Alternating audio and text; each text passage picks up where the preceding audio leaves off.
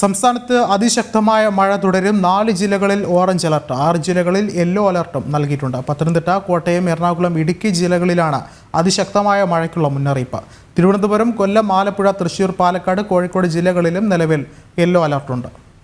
കൂടുതൽ വിവരങ്ങളുമായി എസ് ശാലിനി ചേർന്നുണ്ട്. ശാലിനി, എന്താണ് ഏറ്റവും പുതിയ മുന്നറിയിപ്പുകൾ പുറത്തുവരുന്നത്?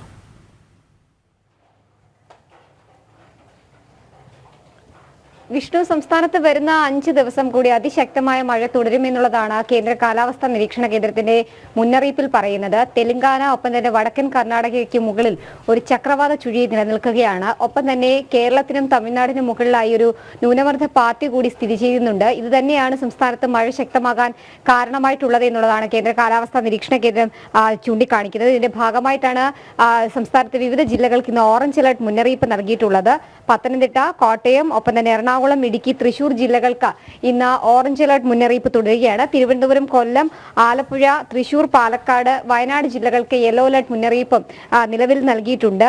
നാളെയും മറ്റന്നാളും സമാനമായി തന്നെയാണ് വിവിധ ജില്ലകൾക്ക് 3 ജില്ലകൾക്ക് വീതം ഓറഞ്ച് അലർട്ട് മുന്നറിയിപ്പ് നൽകിയിരിക്കുകയാണ്. നാളെ കോട്ടയം, ഇടുക്കി, ഒപ്പം തന്നെ കോഴിക്കോട് ജില്ലയ്ക്കാണ് ഓറഞ്ച് അലർട്ട് മുന്നറിയിപ്പ് ഉള്ളത്. 2 ജില്ലകൾക്ക്, തൃശൂർ, പാലക്കാട് ഒഴികെ മറ്റെല്ലാ ജില്ലകൾക്കും മഴ മുന്നറിയിപ്പ് നാളെയും നിലനിൽക്കുകയാണ്. ശക്തമായ കാറ്റിനും ഒപ്പം തന്നെ ഇടിമിന്നലിനും സാധ്യതയുണ്ട് എന്നുള്ളതാണ് കാലാവസ്ഥാ നിരീക്ഷണ കേന്ദ്രം ചൂണ്ടിക്കാണിക്കുന്നത്. ഒപ്പം തന്നെ കേരള, ലക്ഷദ്വീപ് തീരങ്ങളിൽ മത്സ്യബന്ധനത്തിന് പൂർണ്ണമായും വിലക്ക് കേന്ദ്ര കാലാവസ്ഥാ നിരീക്ഷണ കേന്ദ്രവും സംസ്ഥാന ദുരന്ത നിവാരണ അതോറിറ്റിയും പുറപ്പെടുവിച്ചിട്ടുണ്ട്.